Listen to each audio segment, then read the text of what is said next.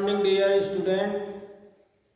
AHNB online class में आप सभी बच्चे एवं बच्चियों का स्वागत है।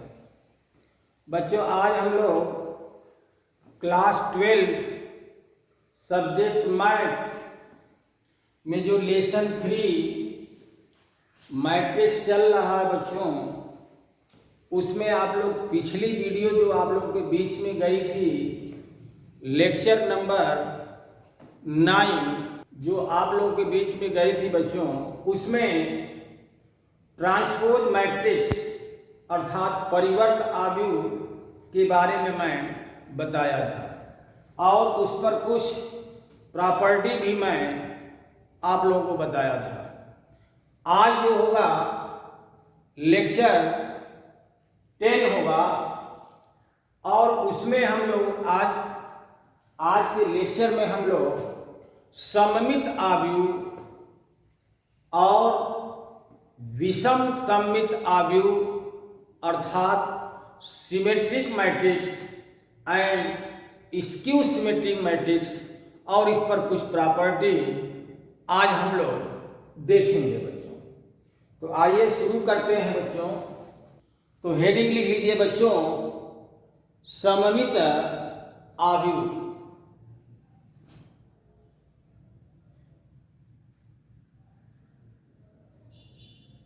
सममित आव्यूह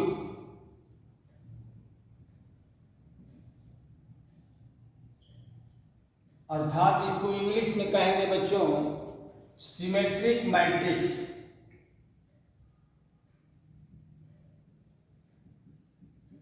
सिमेट्रिक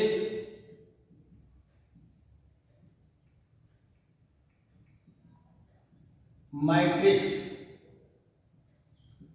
और यह सममित आव्यूह क्या होता है इसके बारे में हम आपको बताएंगे। इसमें मैथ की भाषा में बच्चों सममित आव्यूह की परिभाषा बनती है कि ऐसा वर्ग आव्यूह जिसका परिवर्त कर देने पर पुनः वही आव्यूह प्राप्त हो, तो ऐसे आव्यूह सममित आव्यूह कहलाते हैं। इसका क्या अर्थ हुआ? यदि कोई ए आपको आव्यूह दिया हो बच्चों, AIJ लिख दे रहा हूं और यहां M/M लिख दे रहा हूं क्योंकि यह वर्ग आव्यूह लिया जाएगा बच्चों। तो इस वर्ग आव्यूह में हम लोग देखेंगे कि यदि इसका ट्रांसपोज कर दिया जाए, अर्थात मैं इसको A' अगर निकालता हूं, A' अगर निकालेंगे यदि, तो A' क्या होगा? AJI हो जाएगा और यह भी M का ही होगा। तो इस कंडीशन में A और A' दोनों सेम होंगे अर्थात बराबर होंगे। ठीक है बच्चों। तो आइए इस पर एक एग्जाम्पल हम लोग देखा जाए।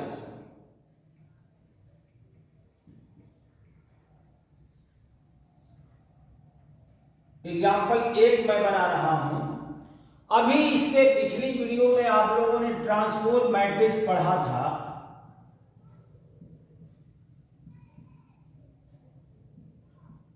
और ट्रांसपोज मैट्रिक्स में क्या बताया गया था बच्चों कि यदि कोई आव्यूह है, जैसे 1 2 3 4 5 6 और यहां पर मैं लिख दूं 7 8 9, तो ट्रांसपोज का मतलब A' जब निकालेंगे बच्चों, या A के पावर T भी हम लोग लिखते हैं, A के पावर T भी हम लोग करते हैं या A' भी करते हैं। तो आप लोग के बुक में NCERT के बुक में A' ही लिखा होगा, तो आप लोग A' कहें या A के पावर T कहें, दोनों बात एक ही है।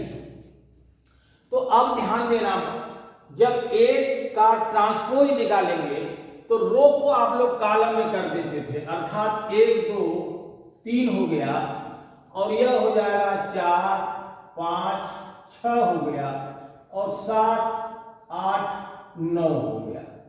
तो इस तरह से ट्रांसपोज में कोई जरूरी नहीं है कि वह स्क्वायर मैट्रिक्स ही हो, आप अलग अलग प्रकार के मैट्रिक्स का भी ट्रांसपोज मैट्रिक्स निकाल सकते हैं, जो आप लोगों ने पिछली वीडियो में निकाला है आप लोगों ने। ठीक है बच्चों, तो अब हम लोग यह भी 3/3 का है और यह भी 3/3 का है, तो A का ट्रांसपोज हो गया A डैश, और यहां पर हम लोग देख रहे हैं कि A और A डैश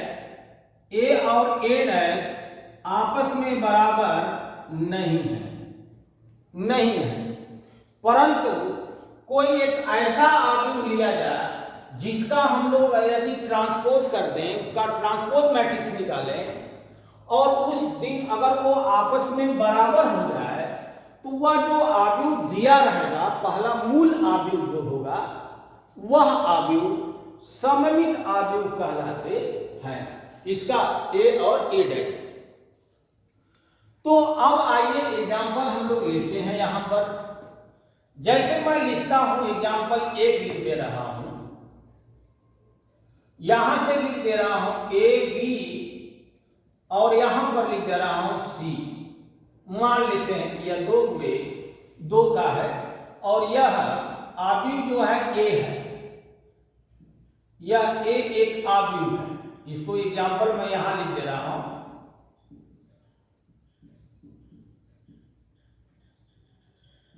तो A एक आव्यूह दिया हुआ है बच्चों। अब इसका हम लोग ट्रांसपोज निकालेंगे, यानी इसका परिवर्त आव्यूह किया जाए, इस आव्यूह का परिवर्त किया जाए। तो परिवर्त जब लिखेंगे तो A डैश आ जाएगा, और देखिए इस रो को जो R1 है इसको हम लोग C1 में लिखेंगे, अर्थात A B लिख दें, और जो BC है जो R2 है बच्चों इसको हम लोग C2 में लिखेंगे, तो यहां आ जाएगा B और C आ जाएगा, तो यह भी 2/2 का है। ठीक है बच्चों, तो इस तरह से देखें कि यह आव्यूह जो A है A B और BC, तो यहां पर भी A B और BC यानी दोनों आपस में बराबर हो जा रहे हैं, तो A डैश आपस में क्या हो जा रहा है, बराबर हो रहा है, इसलिए यह आव्यूह सममित आव्यूह कहलाएगा। ठीक है, A आव्यूह जो होगा यह सममित आव्यूह कहलाएगा। ये वाला एग्जांपल जो दिया है, यह वाला आव्यूह जो है सममित आव्यूह कहलाएगा। देखिए दोनों बराबर हो रहा है, इसमें A सममित आव्यूह नहीं कहलाएगा बच्चों। ठीक है, तो आप लोग यहाँ पर सममित आव्यूह का एग्जाम्पल आप लोगों ने देखा। आइए एक एग्जाम्पल हम लोग और देखते हैं। जैसे यहां पर मैं बनाता हूं example number 2,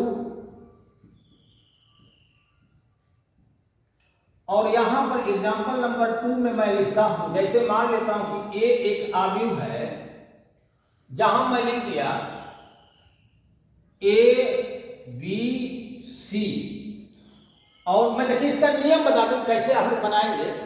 A B C है, जैसे A B C लिख रहा है वैसे ही A B C आप लोग इधर लिख दीजिएगा। कैसे देखिएगा, A B C इधर है तो A B C आप लोग इधर लिख दीजिए। ठीक है, और इसके बाद यह वाला जो पॉइंट है एक यहां आएगा, जैसे मान लेता हूं यहां मैं D लिख दिया और यहां पर भी D लिख दिया, और इसके बाद यहां पर हम लोग E और F लिख देते हैं। फिर एक बार समझिए, A B C हमने इधर लिखा, A B C हमने इधर लिखा, और यह दोनों सेम होना चाहिए, और यह हमने A E F इस तरह से लिख दिया। तो जो मुख्य विकर्ण के अवयव हैं वह आपको अलग अलग अवयव होंगे, मगर मुख्य विकर्ण के ऊपर वाला जो है देखिए B C D, तो इधर भी बन रहा है B C D। ठीक है, तो इस तरह का अगर कोई आव्यूह बन रहा है, ठीक है, जो मुख्य विकर्ण के ऊपर का जो एलिमेंट है और मुख्य विकर्ण के नीचे का एलिमेंट क्रम देखेगा, B C D या ऊपर से चल रहा है या ऐसे चल रहे हैं, B C D ऐसे आ रहे हैं, B C D, तो इधर से क्या होगा, इस तरह से होगा B C D ऐसे होगा। ठीक है बच्चों, तो अब इस तरह से अगर आप लोग बना रहे हैं, कोई आव्यूह आप लोगों ने ले लिया, मान लेते हैं ये 3 गुणे यानी 3/3 का है। तो आप लोग इसका a डैश निकाल करके देखिए। और जब a डैश निकालेंगे बच्चों तो क्या होगा, यह जो r1 है इसको हम लोग क्या लिखेंगे, C1 लिखेंगे। तो C1 में a b c आपको इधर लिखा जाएगा, a b c, यह C1 इधर हो गया। इसके बाद जो R2 है, b e d, तो हम लोग लिख दें b e d लिख दें, यह C2 हो गया। ठीक है बच्चों। और जो R3 है उसको हम लोग C3 में लिख दें, तो यह हो जाएगा सी डी, यफ हो जाएगा सी डी, यफ हो जाएगा, और यह हो गया C3। तो यह भी 3 यानी 3/3 का मैट्रिक्स ये भी मिल गया। तो अब ध्यान देना बच्चों, यह A था और यह A डैश हो गया। अब देखिए क्या ये दोनों मैट्रिक्स सेम है, A B C B E D C D F। तो हम लोग देख क्या रहे हैं कि A और A डैश आपस में बराबर हो जा रहे हैं। इस तरह से यह जो A आव्यूह होगा यह सममित आव्यूह कहलाएगा। ठीक है बच्चों। तो आप लोग इसको कैसे देख रहे थे, आप लोग यहाँ पर जब भी कोई आव्यूह लिखेंगे तो मैं बताया ना कि यहाँ से यह जो आपका रो जाएगा वही आप कॉलम लिख लीजिए और यह दोनों एलिमेंट को सेम कर दीजिए, और यहाँ पर कोई भी अंक आप अलग अलग भी लिख सकते हैं या सेम भी लिख सकते हैं, कुछ भी लिख दीजिए। ठीक है बच्चों। तो हमें यकीन है कि आप लोगों को सममित आव्यूह समझ में आ गया होगा। तो इससे पहले आप लोग नोट कर लें बच्चों।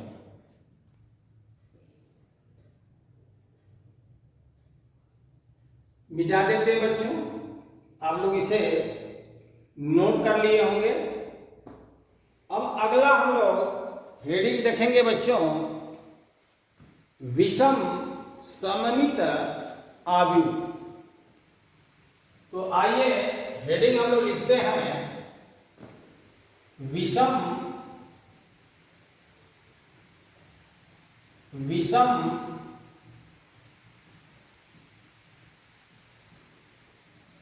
सममित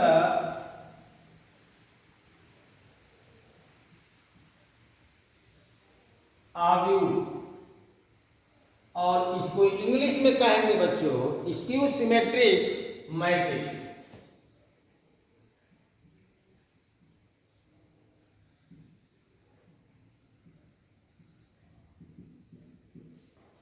स्क्यू सिमेट्रिक मैट्रिक्स।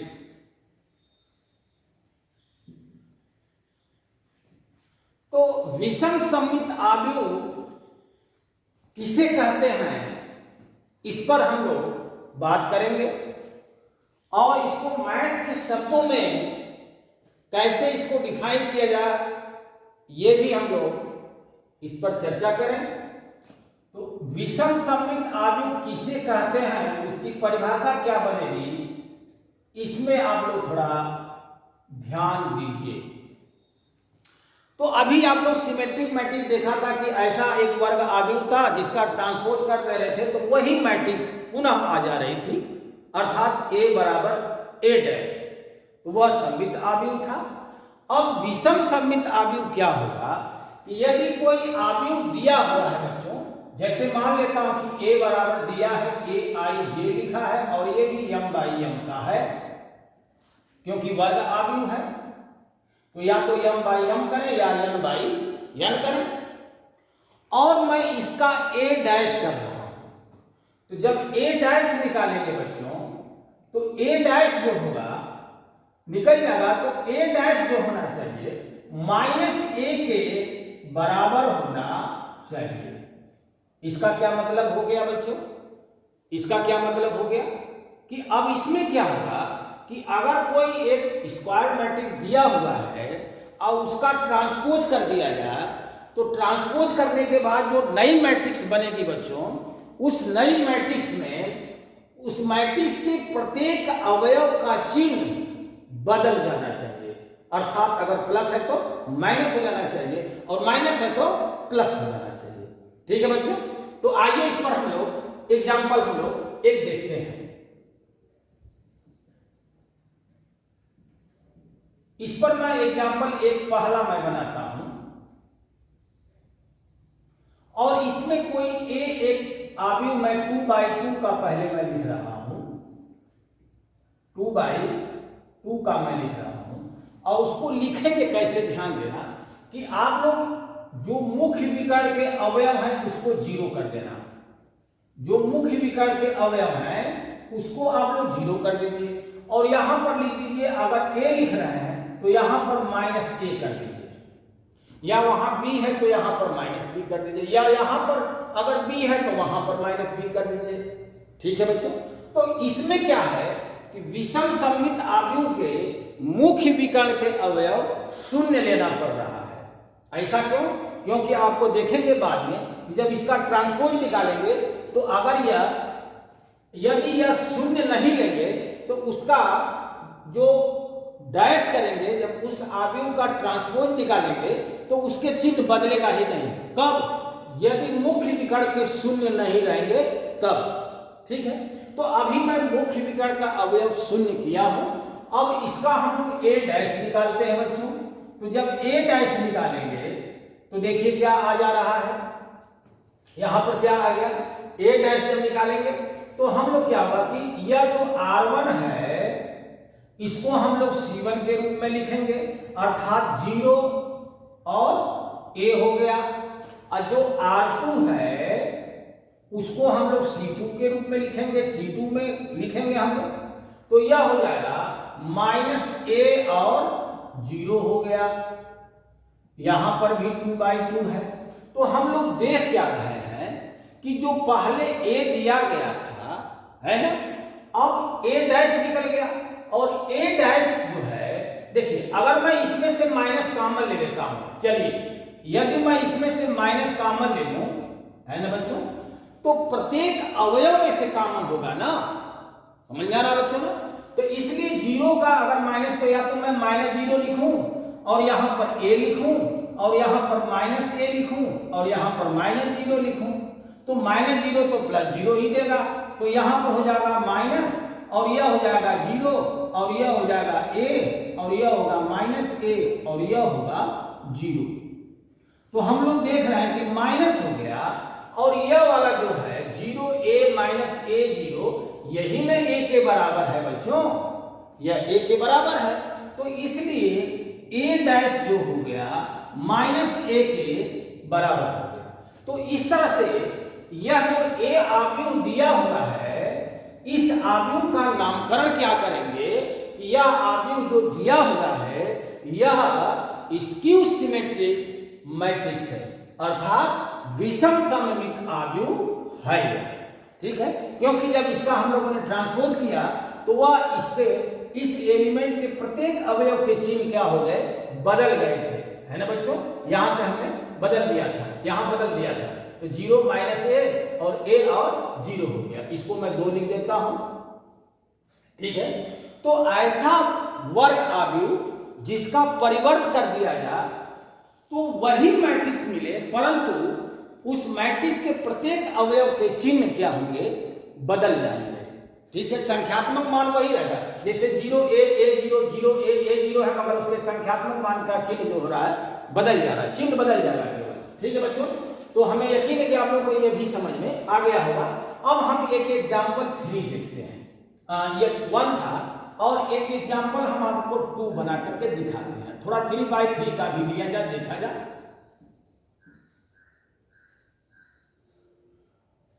3/3 में क्या होगा, देखिए मैं ये कैसे बना रहा हूं, थोड़ा ध्यान देना।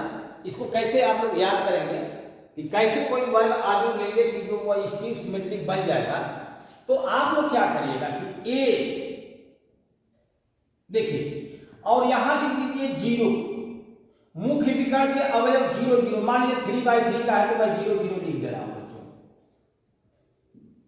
ठीक है, और मैं यहां से लिखूंगा क्या कि a b c लिख दिया, ऊपर वाला a b c लिखा तो नीचे वाला भी तो a b c होगा ना, a b c होगा। बस अंतर यह कि ऊपर वाला अगर प्लस में है तो नीचे वाला चिन्ह जो है माइनस में कर दीजिएगा बच्चों। ठीक है, तो इस तरह से यह जो आव्यूह आएगा a, अब इसका a डैश जब निकालेंगे तो वह सिमेट्रिक मैट्रिक्स आपको कहलाएगा और निकलेगा तो वो माइनस ए आ जाएगा। देखिए आप लोग ए डैश में निकालने जा रहा हूं, तो इसका क्या अर्थ हो गया बच्चों, ए डैश जब निकालेंगे तो जो R1 है उसको हम लोग C1 में लिखेंगे। तो R1 में जो 0AB है तो हम लोग 0AB यहां लिख देंगे और माइनस A0C हम लोग यहां लिख देंगे, माइनस A0C यहां लिख देंगे। और जो माइनस BC0 है तो हम लोग यहां लिख देंगे माइनस B माइनस C और 0 लिख देंगे। यह भी 3/3 का है। तो देखिए ए और ए डैश जब निकाला हमने तो क्या इस आव्यूह के जो प्रत्येक अवयव थे उसका चिन्ह बदल गया या नहीं बदला। तो आप लोग देख रहे हैं कि 0A है तो यह 0 माइनस ए और माइनस बी है, सॉरी ए बी था तो माइनस ए और माइनस बी हो गया। यहां पर देखिए माइनस ए था तो प्लस ए, 0 है तो 0, यह सी है तो माइनस सी, बी है तो यहाँ माइनस बी है तो ये प्लस बी हो गया और माइनस सी है तो यह प्लस सी हो गया और 0 हो गया। इस तरह से ये जो आव्यूह ए दिया हुआ है, जो आव्यूह ए दिया हुआ है, इस आव्यूह का नामकरण क्या होगा, यह आव्यूह जो होगा विषम सममित आव्यूह होगा। ठीक है बच्चों। और इस पर एग्जांपल जैसे आप बना सकते हैं, जैसे एग्जांपल नंबर मैं 3 बना दे रहा हूं, यहां पर आप लोगों को और क्लियर हो जाए। यह एग्जांपल नंबर 1 कहां से था बच्चों, आप लोग ध्यान दीजिएगा। और मैं एक एग्जांपल नंबर 3 मैं यहां पर बना रहा हूं।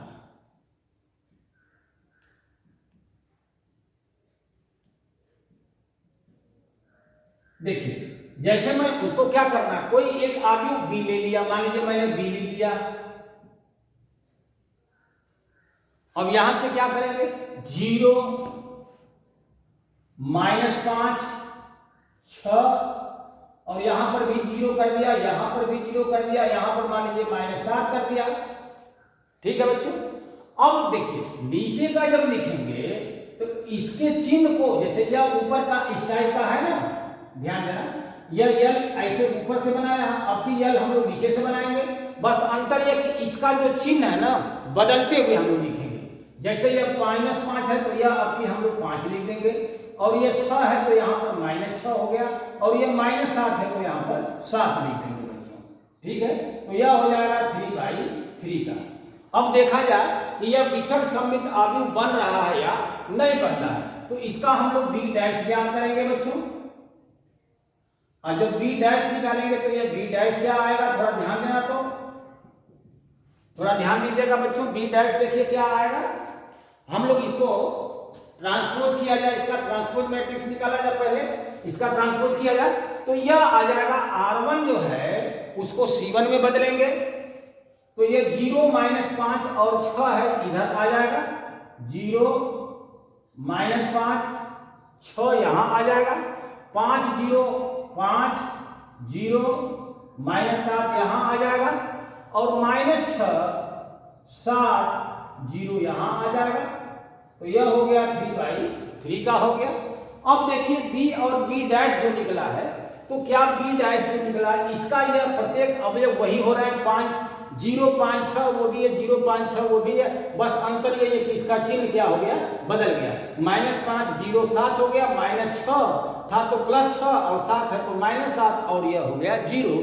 इस तरह से बी का जो बी डैश निकाला हमने तो इसका चिन्ह क्या हो गया, प्रत्येक अवयव का चिन्ह बदल गया। तो इस तरह से जो यह आव्यूह दिया हुआ है बच्चों, यह कौन सा आव्यूह कहलाएगा, वह कहलाएगा स्क्यू सिमेट्रिक मैट्रिक्स कहलाएगा, अर्थात विषम सममित आव्यूह कहलाएगा। तो हमें यकीन है कि आप लोगों को ये जो आर्टिकल चल रही है विषम सममित आव्यूह, यह आप लोगों को समझ में जरूर आ गया होगा। और इसी के साथ इसको पहले आप लोग नोट करें, फिर हम इस पर कुछ प्रॉपर्टी आपको बताएंगे बच्चों। बहुत इंपॉर्टेंट यह आर्टिकल चल रही है आप लोगों की, है ना।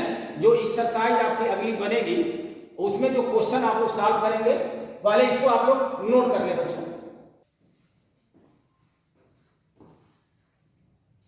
तो आप लोग लिख चुके होंगे बच्चों, हम इसे मिटा देते हैं। आइए बच्चों अब इसके आगे के आर्टिकल हम लोग देखते हैं। आप लोग सममित आव्यूह, विषम सममित आव्यूह, आप लोगों ने सीखा। अब इस पर कुछ रूल, सममित और विषम सममित आव्यूह पर कुछ रूल होंगे, कुछ नियम होंगे, इसके कुछ थियरम होंगे इसको, या कुछ प्रमेय इसको कह सकते हैं। ठीक है, तो वह पहला प्रमेय या इसका रूल क्या है यह हम आपको बताते हैं बच्चों। तो पहला जो होगा, पहला रूल क्या होगा, यह क्या कहता है कि यदि कोई वर्ग आव्यूह लिया गया हो, यदि कोई वर्ग आव्यूह हो और उस वर्ग आव्यूह के एलिमेंट वास्तविक हो, यदि कोई वर्ग आव्यूह लिया गया हो और उस वर्ग आव्यूह के एलिमेंट जो हैं वास्तविक हो और उस दिए हुए आव्यूह का हम लोग परिवर्त कर दें, ए डैश कर दें, और जब ए और ए डैश को जोड़ेंगे ना तो जो नया मैट्रिक्स आएगा बच्चों वह सममित आव्यूह ऑटोमेटिक बन जाएगा, वो सममित आव्यूह बनेगा बच्चों। देखिए पहला क्या कह रहा है कि कोई आप एक ए ले लीजिए, यानी एक कोई मैट्रिक्स ले लीजिए, यहां पर कोई ए एक मैट्रिक्स ले लीजिए, जैसे ए आई जे है और यह मैं यम पूरे यम का ले लेता हूं। जहां ए आई जे जो लिखा हुआ है यह वास्तविक मान होना चाहिए, वास्तविक मान आप लोग ले लीजिए। अब इस वास्तविक मान ले लिए और इसका ए डैश निकाल लीजिए, ए डैश निकाल लीजिए, ए डैश निकालेंगे तो यह हो जाएगा ए जे आई हो जाएगा और यह यम बाई यम ही जाएगा। और अब यहां से यह एक हो गया और यह वाला दो हो गया। कोई एक आपने वर्ग आव्यूह लिया और उस वर्ग आव्यूह का आप लोगों ने ट्रांसपोज कर दिया तो दूसरा आव्यूह आ गया। और इन दोनों को यदि मैं जोड़ दूं, देखिए यदि मैं ए और ए डैश को जोड़ दूं तो यह जो नया आपको कोई मैट्रिक्स जो आएगी बच्चों, यह वाली जो नई मैट्रिक्स आएगी यह सममित आव्यूह हो जाएगी, अर्थात सिमेट्रिक मैट्रिक्स यह हो जाएगी, सिमेट्रिक मैट्रिक्स यह बनेगी। तो आइए इस पर हम लोग एक एग्जाम्पल देखा जाए। स्क्वायर मैट्रिक्स लेना है बच्चों, स्क्वायर मैट्रिक्स में आप लोग समझ ही रहे हैं, तो आइए हम लोग इस पर एक एग्जाम्पल देखा जाए।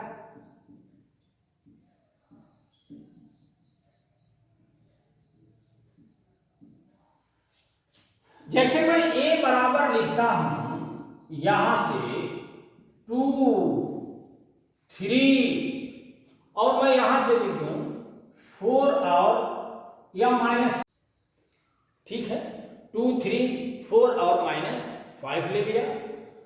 और अब इसका मैं a डैश निकालने जा रहा हूं।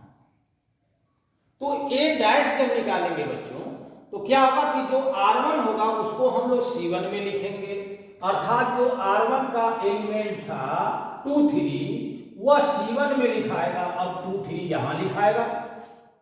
ठीक है, कोई जरूरी नहीं कि माइनस हो, कोई भी संख्या वो रियल नंबर होनी चाहिए। ठीक बच्चों, अब जो यह r2 है इस r2 को हम लोग क्या लिखेंगे, c2 में कन्वर्ट कर दें तो यह हो जाएगा 4 और यह हो गया -5 हो गया, तो यह हो गया a और यह हो गया a डैश हो गया।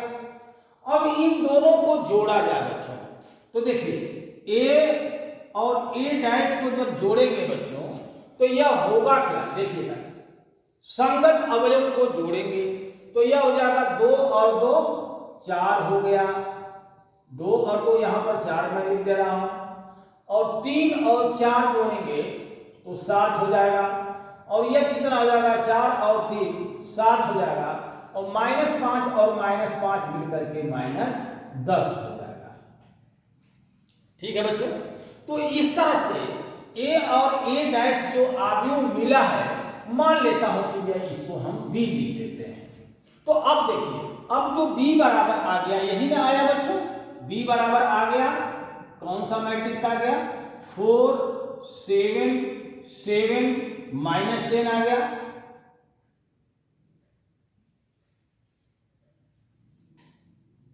अब देखिए यह आ गया 2/2 का आ गया बच्चों। तो अब देखा जाए कि क्या यह सममित अवयव बन रहा है या नहीं बन रहा है। तो जब b डैश हम लोग याद करेंगे बच्चों, b डैश, तो देखिए यह जो होगा r1 जो होगा वो c1 में बदल जाएगा, यानी 4 7 यहां आ जाएगा और 7 और -10 हम लोग यहां लिख देंगे। देखिए तो हम लोग क्या कर रहे हैं कि या इसका अगर कोई अवयव है और उसका अगर ट्रांसपोज कर दें और वही सेम मैट्रिक्स आ जाए, यानी b और b डैश आपस में क्या हो गए, बराबर हो गए, तो यह तो सममित अवयव कहलाएगा ही।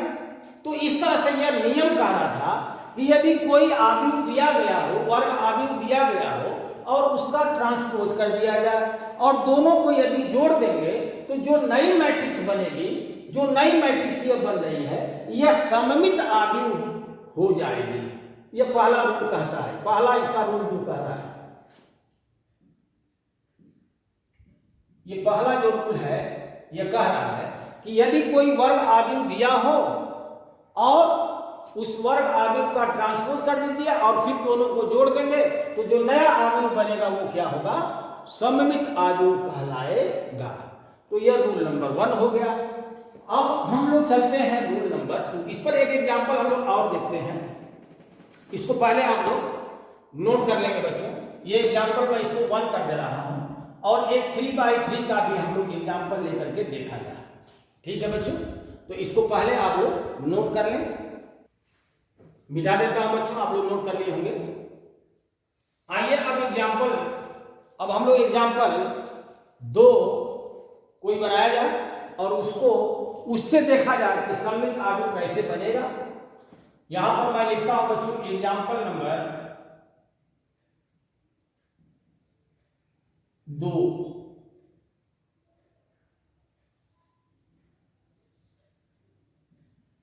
यहां पर कोई अवयव मैंने इस तरह से लिखा और यह अवयव हम लोग ले रहे हैं 3/3 का लिखेंगे बच्चों। जैसे 1 2 3 4 5 6 और यहां पर मैंने लिख दिया, मान लेता हूं 7 8 9 लिख दिया बच्चों। अब ये 3/3 का है। अब हम लोग a डैश लिखें, a डैश निकाल रहे हैं तो a डैश क्या हो जाएगा 1 2 3। अब इस प्रकार से लिखा जाएगा 1 2 3 4 5 6 7 8 9 इस तरह से लिखा जाएगा और यह भी 3/3 का है। अब यह हो गया अवयव 1 और यह हो गया अवयव 2 हो गया बच्चों। समझ में आ रहा है ना? अब देखिए अभी समझाया कहां हूं। अब आगे हम लोग देखते हैं a और a डैश को हम लोग जोड़ेंगे।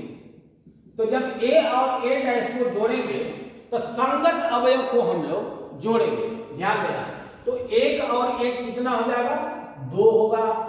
2 और 4 6 हो जाएगा। 3 और 7 10 हो गया। यहां से देखिए 4 और 2 6 हो गया। 5 और 5 10 हो गया। 6 और 8 14 हो गया। यहां से 7 और 3 10 हो गया। 8 और 6 14 हो गया। 9 और 9 18 हो गया। तो यह 3/3 का आ गया। a और a डैश का मान आ गया। अब मैं आपसे कहूं कि यह जो है सिमेट्रिक मैट्रिक्स है,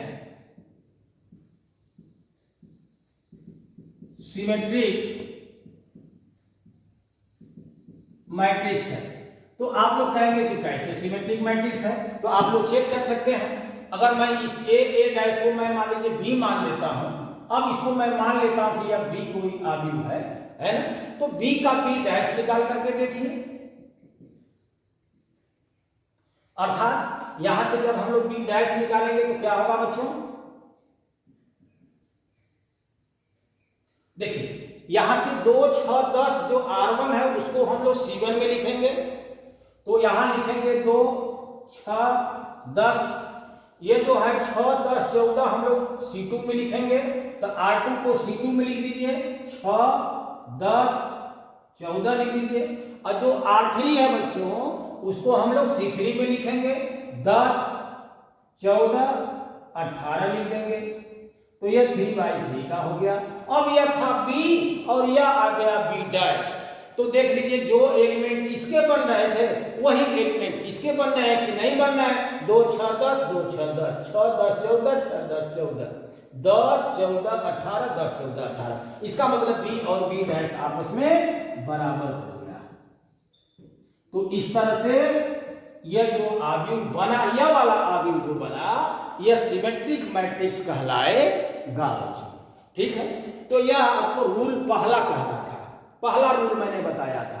पहला रूल में क्या देखा, देखे आप लोग बच्चों कि आप लोगों ने यह देखे हैं कि यदि कोई वर्ग आव्यूह दिया था और उसका ट्रांसपोज कर दिए और फिर दोनों को अगर जोड़ दिया गया तो जो नया आव्यूह बन रहा था वह सिमेट्रिक मैट्रिक्स हो रहा है।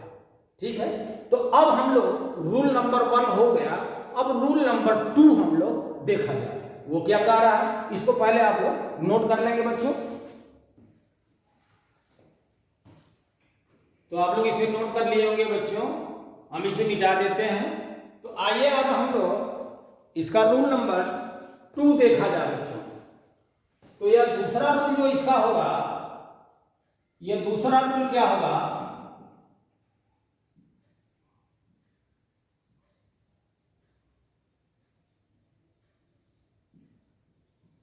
यह कह रहा कि यदि कोई वर्ग आव्यूह दिया हो और उसका परिवर्त आव्यूह कर दिया जाए और यदि पहले आव्यूह में से दूसरा परिवर्त आव्यूह वाला घटाया जाए तो इस प्रकार से जो नया आव्यूह मिलेगा बच्चों वह घटाने पर, देखिएगा घटाने पर क्या होगा, वह विषम सममित आव्यूह प्राप्त होगा।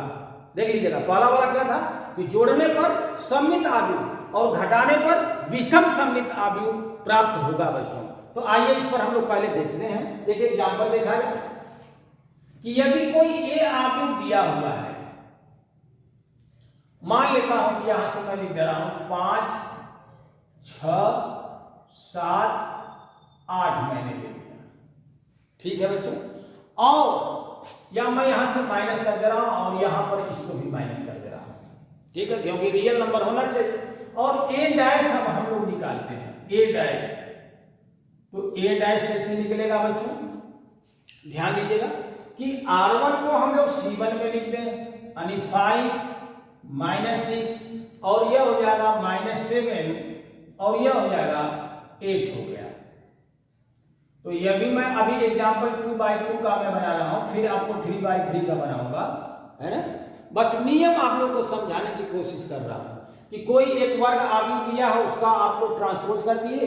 अब एक बार आप लोगों ने रूल 1 में जोड़ा था, अब घटा करके हम लोग देखा जाए। तो ए में से जब ए डैश घटाएंगे बच्चों तो घटा करके देखिए, संगत अवयव में से घटाएंगे आप लोग। तो संगत अवयव कौन सा है, 5 में से 5 घटाएंगे 0, -6 और देखिए -6 और -7 है। तो यह -6 और +7 हो जाएगा, अर्थात यह क्या हो जाएगा 1 हो जाएगा। यहां पर क्या हो जाएगा देखिए, -7 है और -6 है, तो -7 हो गया और +6 हो गया, अर्थात -1 हो गया।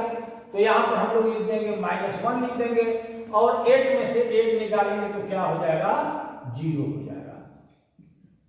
तो अब देखा जाए इसको हम लोग कहेंगे विषम सममित आव्यूह।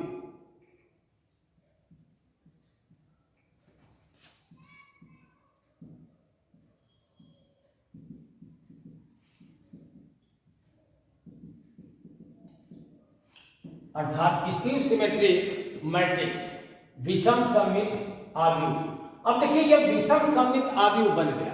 अब इसको चेक कर लीजिए क्या यह विषम सममित आव्यूह बन रहा कि नहीं बन रहा। और इस आव्यूह को हम लोग C मान लेते हैं। चलिए तो यह हो गया 0, 1, -1, 0 हो गया और यह 2/2 का है। अब इसका हम लोग डैश निकाला जाए तो सी डैश आएगा, देखिए सी डैश क्या आ जाएगा, यह हो जाएगा 0 1 इधर आ जाएगा और -1 और 0 यहां आ जाएगा। तो देखिए यह सी का जब सी डैश निकाले हैं तो बस संख्यात्मक मान वही है, बस इसका चिन्ह क्या हो जा रहा है, बदल जा रहा है। तो इसको माइनस यहां पर हम लोग आगे लिख सकते हैं, है ना। तो इस तरह से सी का सी डैश निकालें तो यह इसका चिन्ह बदल गया, है ना। तो इसलिए यह जो आव्यूह है यह विषम सममित आव्यूह होगा बच्चों। तो जोड़ने पर सममित और घटाने पर विषम सममित, ठीक है। एक एग्जांपल हम लोग और देख लेंगे, इसको हम मिटा देते हैं बच्चों, आप लोग नोट कर लीजिएगा। 3/3 का कोई एग्जांपल हम लोग देखा जाए।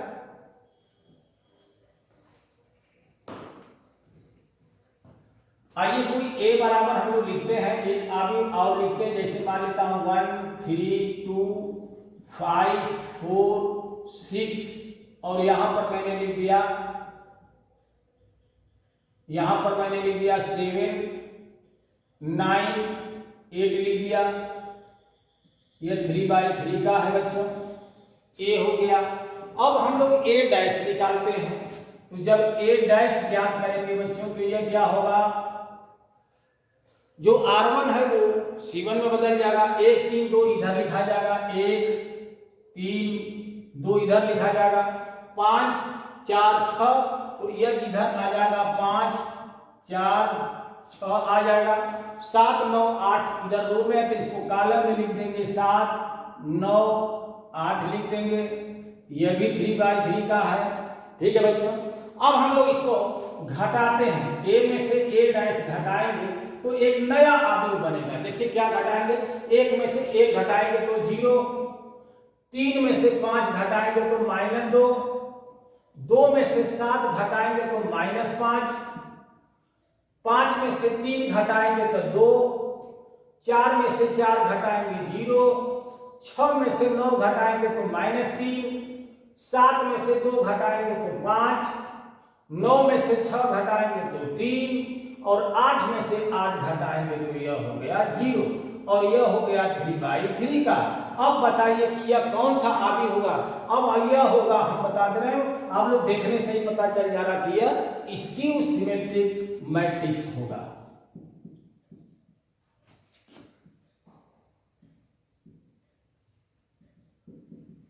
स्क्यू सिमेट्रिक मैट्रिक्स होगा, अर्थात विषम सममित आव्यूह होगा। आप लोग चेक करके देख लीजिएगा। अगर मैं यह मान लेता हूं कि यह C है तो C डैश जब निकालेंगे बच्चों तो देख लीजिए क्या हो जाएगा, 0 -2 5 इधर लिखा जाएगा, 0 -2 -5 2 0 -3 यह लिखा जाएगा, 5 3 0 यहां आ जाएगा तो यह भी हो गया 3/3 का। अब देखिए क्या इसके प्रत्येक अवयव के चिन्ह बदल गए कि नहीं, 0 को छोड़ करके 2 5 3 2 5 3, इधर से 2 5 3 तो -2 -5 और -3 हो गया बच्चों। तो इस तरह से यह वाला जो आव्यूह आ गया स्क्यू सिमेट्रिक मैट्रिक्स हुआ बच्चों, ठीक है। तो इसी के साथ आज का जो लेक्चर हम आप लोगों को बच्चों कवर किए, यह सममित आव्यूह, विषम सममित आव्यूह और सममित आव्यूह कैसे बनाया जाएगा, कैसे आप पता करेंगे कि यह सममित आव्यूह है, कैसे आप पता करेंगे कि यह विषम सममित आव्यूह है। यदि कोई आव्यूह दिया हुआ है तो उस दिए हुए आव्यूह से सममित आव्यूह कैसे बनाएंगे और विषम सममित आव्यूह कैसे बनाएंगे, ठीक है बच्चों।